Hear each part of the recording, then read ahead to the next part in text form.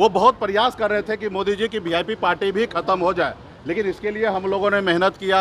चुनाव आयोग जितना बार जो पेपर मांगा हमने दिया और हमने अपनी पार्टी बचाने में कामयाब रहा। एक गलत तरीके से सिंबल दूसरे पार्टी को अलॉट कर दिया। अभी हमारे पार्टी को दूसरा सिंबल उन्होंने अलॉट किया है, लेडीज पर्स है। आज बंगाल में निषाद को आरक्षण मिल रहा है, दिल्ली में निषाद को आरक्षण मिल रहा है, तो बिहार में क्यों नहीं? जब देश एक है, संविधान एक है, तो हमारे साथ भेदभाव क्यों? सामने हमारी बैठक है कोर कमेटी का, उस पर हम लोग निर्णय लेंगे कौन कहाँ लड़ेंगे। हमारे लड़ाई सिर्फ चुनाव लड़ना नहीं है, समाज में बदलाव लाने की है। 3 सीट पे हम लोग सभी जाति धर्म के लोगों को मजबूती से चुनाव लड़ाएंगे। नमस्कार, आप लाइव बिहार देख रहे हैं। मैं हूं राजमोहन तिवारी। मुकेश सहनी की विकासशील इंसान पार्टी की एंट्री महागठबंधन में बीते दिन शुक्रवार को हो गई और आज मुकेश सहनी राजद के प्रत्याशी के लिए प्रचार करने जमुई रवाना हो गए हैं। लेकिन उससे पहले जब एयरपोर्ट पर मीडिया ने उनसे कई सवाल किए तो उसका उन्होंने क्या कुछ जवाब दिया है वो पहले आप सुनिए। बहुत बहुत धन्यवाद आप सभी को। आज हम लोग महागठबंधन इंडिया गठबंधन के लिए हम लोग प्रचार पे निकल रहे हैं और मजबूती से शानदार। आपने देखा कि पिछले कई सालों से लगातार हम लोग 10 साल से अपने समाज के बीच में हक अधिकार के लिए संघर्ष कर रहे हैं और ख़ास करके अति पिछड़ा में निषाद समाज के सभी उपजाति में एक हमारी पहुंच बनी है और पूरा उत्साह के साथ मजबूती से वीआईपी पार्टी के जितने भी कार्यकर्ता हैं मजबूती से लड़ाई लड़ रहे हैं अपने अधिकार के लिए, अपने हक अधिकार के लिए। पिछले 10 साल से नरेंद्र मोदी जी की सरकार है, किसी का नहीं सुनते हैं, जो उनके मर्जी में मन आते हैं वही करते हैं। आप एक भी कोई भी व्यक्ति अपने दिल पे हाथ रख कर सोचिए कि ये देश में लोकतंत्र है या राजतंत्र है।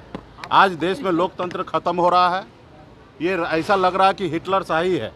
आप बताइए कि आप लोग कभी सुने हैं कि डायरेक्ट कोई मुख्यमंत्री को उठा के जेल में डाल दिया जाए? हमारे देश में 2-2 मुख्यमंत्री को देश में जेल में डाल दिया गया है। एक भी युवा को रोजगार नहीं मिल रहा है। अग्निवीर के तहत 4 साल पर रिटायरमेंट किया जा रहा है। सिर्फ 5 किलो चावल ही आज नरेंद्र मोदी जी समझ रहे हैं कि विकास है, लेकिन सिर्फ 5 किलो चावल ही देश में विकास नहीं है।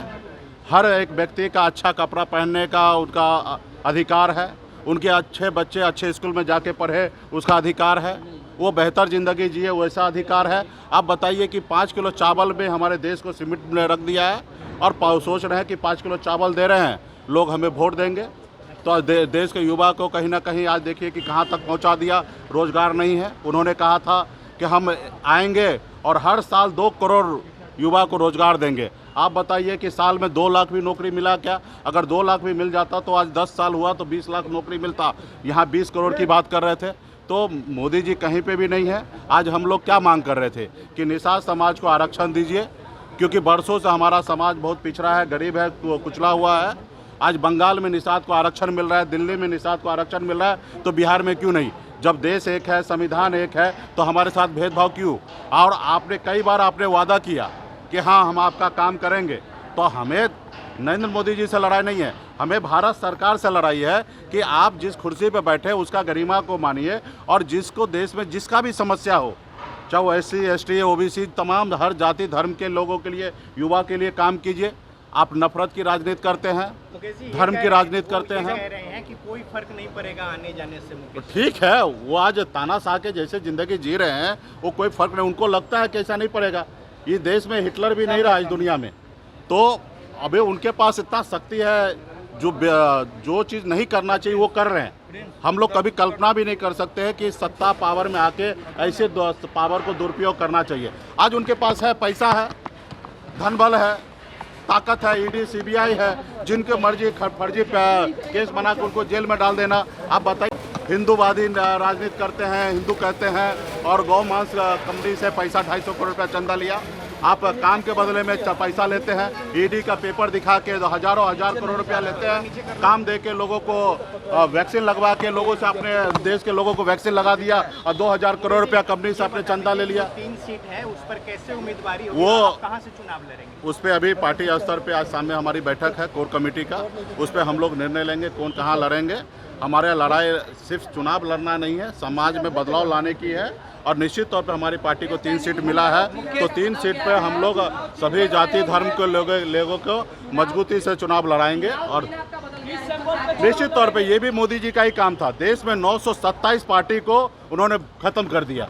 वो बहुत प्रयास कर रहे थे कि मोदी जी की वीआईपी पार्टी भी खत्म हो जाए, लेकिन इसके लिए हम लोगों ने मेहनत किया। चुनाव आयोग जितना बार जो पेपर मांगा हमने दिया और हमने अपनी पार्टी बचाने में कामयाब रहा।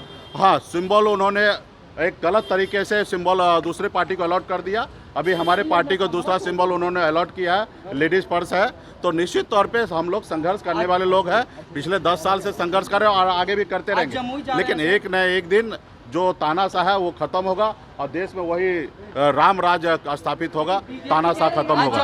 आज जमुई जा रहे हैं, हमारे प्रत्याशी के पक्ष में करेंगे। तो अभी आपने सुना विकासशील इंसान पार्टी के सुप्रीमो मुकेश सहनी को, जो कि महागठबंधन में शामिल होने के बाद राजद से महागठबंधन की प्रत्याशी अर्चना रविदास के लिए प्रचार प्रसार करने जमुई जा रहे थे। श्री कृष्ण सिंह मेमोरियल स्टेडियम में तेजस्वी यादव के साथ वो मंच साझा करेंगे, लेकिन उससे पहले जब एयरपोर्ट पर उनसे कई सवाल किए गए तो उन्होंने क्या कुछ जवाब दिया, जिसमें उनके पार्टी के सिंबल बदलने को लेकर भी जब पूछा गया तो उन्होंने बीजेपी पर ही गंभीर आरोप लगाए हैं। अब मुकेश सहनी के महागठबंधन में एंट्री से राजद, कांग्रेस और वाम दलों को कितना फायदा होगा वो तो रिजल्ट आने के बाद ही पता चलेगा। लेकिन इस बार महागठबंधन में मुकेश सहनी की एंट्री आखिर वक्त में हुई है। 3 सीटें राजद ने उन्हें अपने खाते से दिए हैं, जिसमें गोपालगंज, मोतिहारी और झंझारपुर शामिल है।